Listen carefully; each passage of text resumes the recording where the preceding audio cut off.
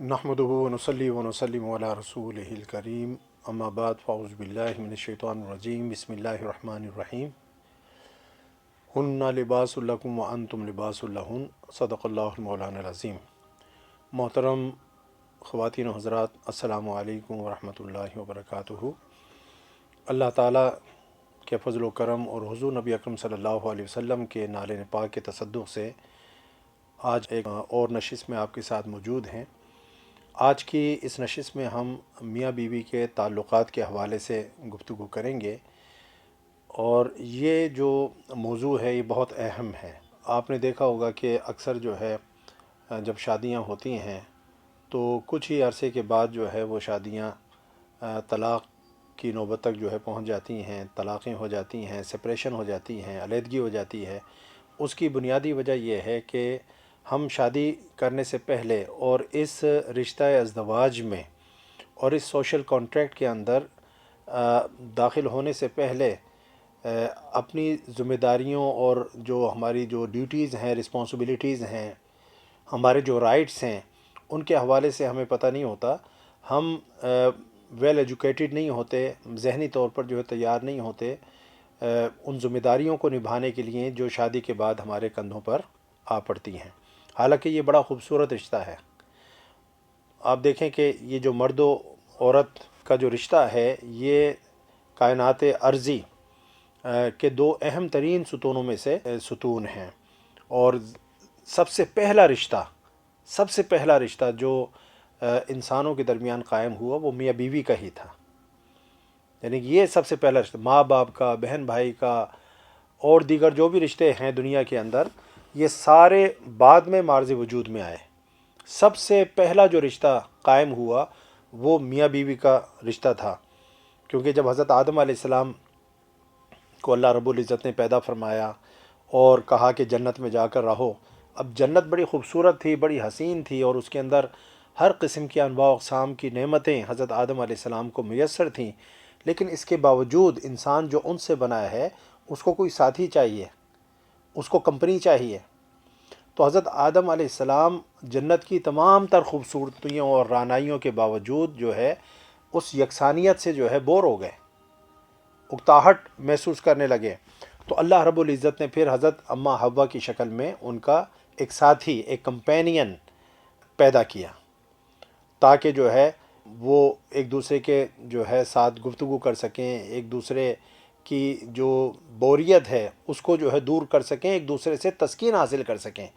तो अल्लाह रब्बुल इज़्ज़त ने जो है सबसे पहला जो रिश्ता कायम किया वो मियाँ बीवी का रिश्ता था। तो इसी से जो है इसकी अहमियत का अंदाज़ा कर लें कि कितना ख़ूबसूरत रिश्ता है।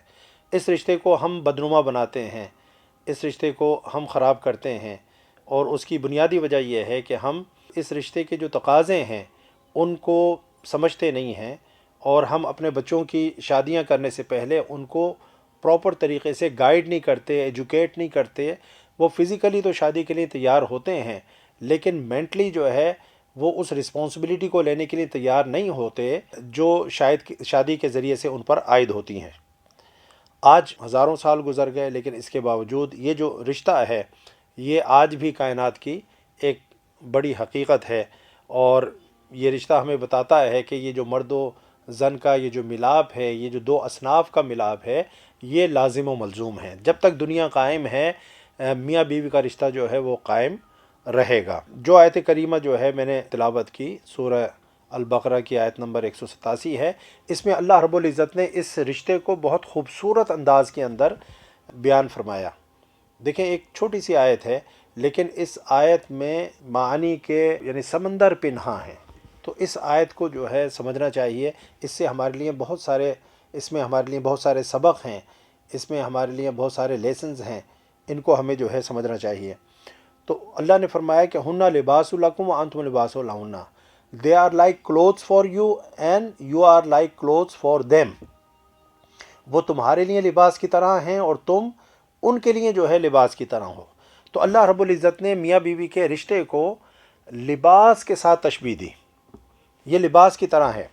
अब आप देखें कि जो लिबास होता है उसका मकसद क्या होता है। قرآن پاک میں اللہ رب العزت نے جو ہے لباس کا مقصد بھی بیان فرمایا، اور فرمایا کہ یا بنی آدم قد انزلنا علیکم لباسا یواری سوآتکم وریشا ولباس التقوی ذالک خیر۔ اللہ نے فرمایا کہ اے اولاد آدم، ہم نے تم پر لباس نازل کیا ہے۔ تو اللہ رب العزت نے لباس بھی، جس طرح سے باقی چیزیں اللہ نے نازل فرمائیں، لباس بھی اللہ رب العزت نے فرمایا کہ ہم نے نازل کیا ہے کہ تمہارے جسم کے قابل شرم حصوں کو ڈھانپے۔ تو لباس کا ایک بنیادی مقصد یہ ہے کہ وہ ہمارے جسم کو اور ہمارے جسم کے جو قابل شرم حصے ہیں ان کو ڈھانپ سکے اور ہماری عزت اور ناموس کی حفاظت کر سکے، اور تمہارے لیے جسم کی حفاظت اور زینت کا ذریعہ بھی ہو۔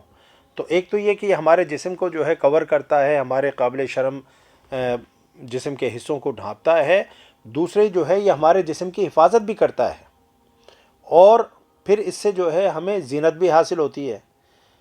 یہ بات جو ہے بیان فرمانے کے بعد اب لباس کے جو مقاصد ہیں وہ اللہ رب العزت نے خود قرآن پاک میں جو بیان فرما دیے کہ اس سے جو ہے تمہارے جسم کے جو شرمگاہ ہے اور جو قابل شرم حصے ہیں ان کو ڈھانپا جاتا ہے لباس کے ذریعے سے، جسم کی حفاظت ہوتی ہے، اور یہ تمہاری زینت کا بھی ایک ذریعہ ہے۔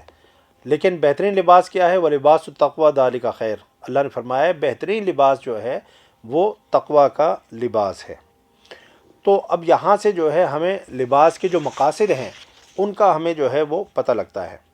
اب آپ دیکھیں کہ یہ جو آیت کریمہ ہے، اب اس سے ہمیں جو بات پتہ لگتی ہے وہ یہ کہ قرآنی جو تصور زندگی ہے اس میں شادی اور نکاح اسی درجے جو ہے ناگزیر ہیں، اور اللہ نے اس کو انسانی حاجت جو ہے وہ قرار دیا جس طرح کے لباس ہے۔ جس طرح لباس کے بغیر انسان کا گزارا نہیں ہے،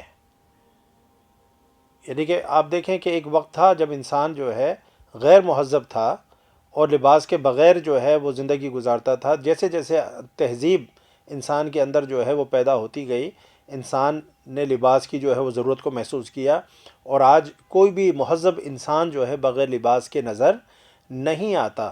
تو جس طریقے سے لباس ہمارے لیے لازم و ملزوم ہے، لازمی ہے، اس کے بغیر ہم زندگی جو ہے گزارنے کا تصور نہیں کر سکتے، اسی طریقے سے اللہ نے جو ہے شادی بیاہ کے بندھن کو لباس سے تشبیہ دے کر یہ اشارہ دے دیا کہ انسان کی زندگی میں شادی اور نکاح کا بھی وہی مقام ہونا چاہیے جو لباس کا آپ کی زندگی میں مقام ہے۔ کہ اگر کوئی شخص کسی کو کہے کہ جی آپ بے لباس ہو جائیں تو وہ بے لباس ہونا پسند نہیں کرے گا۔ اسی طریقے سے جو ہے جب یعنی کہ لڑکا اور لڑکی اس عمر کو پہنچ جائیں جہاں پر جو ہے وہ شادی کے قابل ہوں، یعنی کہ جسمانی طور پر بھی اور معاشی طور پر بھی وہ شادی کی جو ذمہ داریاں ہیں وہ نبھانے کے قابل ہو جائیں، تو ان کی شادی کی جانی چاہیے، ان کو نکاح کے بندھن میں باندھا جانا چاہیے۔ یہ اسی طریقے سے ہماری ضرورت ہے، یہ اسی طریقے سے انسانی حاجت ہے جس طرح کے لباس ہماری جو ہے ضرورت اور حاجت ہے۔ تو اس چیز کو جو ہے ہم نے سمجھنا ہے۔ تو پہلی بات جو ہمیں اس آیت مبارکہ سے سمجھ آئی وہ یہ ہے کہ شادی اور نکاح کی ہماری زندگی کے اندر ایسی ہی اہمیت ہے اور ایسی ہی ضرورت ہے، اور انسان کو اس کی ایسی ہی حاجت ہے جس طرح کے لباس کی حاجت ہے۔ اس لیے اس کو جو ہے کم تر نہیں سمجھنا چاہیے۔ بعض لوگ جو ہے شادی بیاہ سے جان چھڑاتے ہیں اور ان کی عمریں جو ہے شادی سے آگے کی عمریں ہو جاتی ہیں، اور 35 سال کے ہو گئے، 40 سال کے ہو گئے، اور کوئی وجہ بھی نہیں ہے، اور وہ شادی جو ہے نہیں کر رہے، اس ذمہ داری کو اپنے کندھوں پر لینے کے لیے تیار نہیں ہیں۔ یہ جو ایٹیچیوڈ ہے، یہ جو رویہ ہے، یہ کسی بھی طریقے سے مناسب نہیں ہے۔ تو اس لیے جو ہے ہر اس شخص کو، ہر اس بچے کو، ہر اس بچی کو جو شادی کی عمر کو پہنچ گیا ہے، اس کی تعلیم مکمل ہو گئی ہے، وہ پریکٹیکل لائف کے اندر داخل ہو چکا ہے، اچھا کما رہا ہے، اس کو بالکل جو ہے تاخیر نہیں کرنی چاہیے، اور بغیر وقت ضائع کیے شادی کے بندھن میں بن جانا چاہیے۔ یہی اللہ اور اس کے رسول صلی اللہ علیہ وسلم کا حکم بھی ہے اور ان کی منشا اور مراد بھی ہے۔ اللہ تعالی ہم سب کو اس بات کو سمجھنے اور اس پر عمل کرنے کی توفیق عطا فرمائے۔ انشاءاللہ اس کے اگلے جو نکات ہیں وہ ہم اگلے سیشن کے اندر جو ہے اس کو بیان کریں گے۔ تب تک کے لیے اجازت دیجیے، اللہ حافظ، السلام علیکم ورحمۃ اللہ وبرکاتہ۔